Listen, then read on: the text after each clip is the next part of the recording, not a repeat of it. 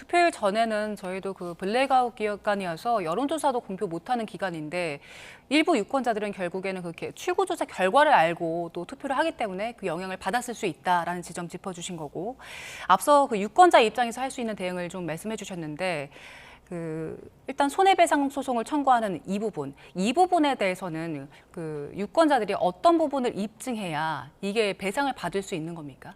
네, 내가 정말 송파구에 지금 투표용지 상태를 겪었던 이 투표소에 직접 갔다가 용지가 부족해서 투표권을 행사하지 못한 침해받은 국민이다라는 것을 직접 입증을 해야 됩니다.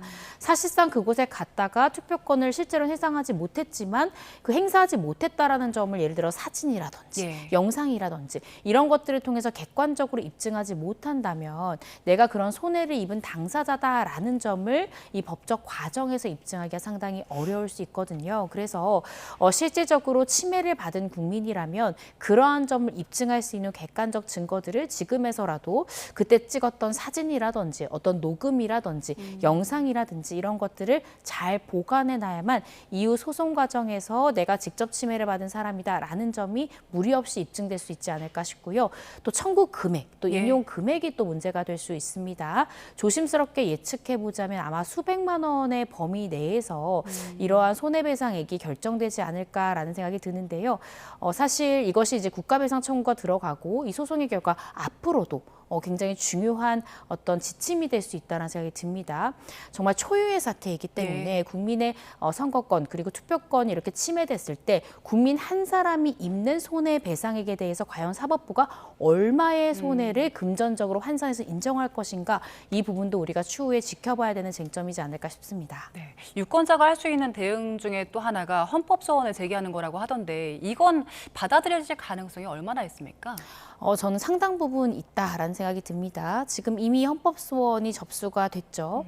지금 청구 요건에 대해서 살펴보고 있는 단계다라고 보도가 나오고 있는데요. 헌법소원이라는 것이 헌법상 국민에게 보장된 기본권을 이 국가의 공권력에 의해서 침해됐을 때 제기할 수 있는 소송이다라고 생각하시면 됩니다. 이번 이 투표용지 부족 사태로 인해서 사실 송파구에서 특히 부족 사태를 겪었던 이 투표소에는요. 갔다가 투표를 하지 못한 인원도 있고 또 심지어는 가서 투표는 했지만 여러 가지 선거에 대한 이 출구조사 결과라든지 이런 것들을 통해서 영향을 받았던 국민이 있을 수 있습니다. 이런 때에는 이러한 선관위의 이런 불법적인 이 공권력 행사로 인해서 나의 참정권 행사라는 기본권이 침해됐다라는 취지에서 헌법소원 충분히 제기할 수 있고요. 내가 직접 침해받은 사람이다라는 자기 관련성까지 인정된다면 인용될 가능성이 상당히 높지 않을까 싶습니다. 이와 더불어서 지금 가처분 신청까지 됐잖아요. 가처분의 지금 취지가 선관위가 보관 중인 지금 문제가 된 2,000개의 투표용지, 그 투표용지를 훼손하거나 어떠한 이송을 하거나 이런 부분들을 하지 말아달라라는 취지의 가처분을 넣은 것이거든요. 이 부분도 저는 사실상 인용 가능성이 상당히 높다라는 생각이 듭니다. 왜냐하면 그 투표용지의 현재 상태가 유지가 돼야만 실질적으로 선관위의 위법 행위가 있었는지를 확인할 수 있는 것이거든요.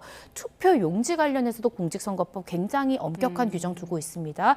투표용지는 전날 인쇄돼야 되는 것이고요. 일련 번호가 분명히 있어야 되는 것입니다. 그런데 혹시나 2,000개의 투표용지 중에 전날 인쇄되지 않은 것이라든지 아니면 일련 번호가 동일한 그러니까 기존 투표용지를 복사한 형태의 투표용지가 있다라고 한다면 이러한 부분들도 위법 행위로 여겨질 수 있기 때문에 아마 가처분도 인용될 가능성이 상당히 높지 않을까 싶습니다.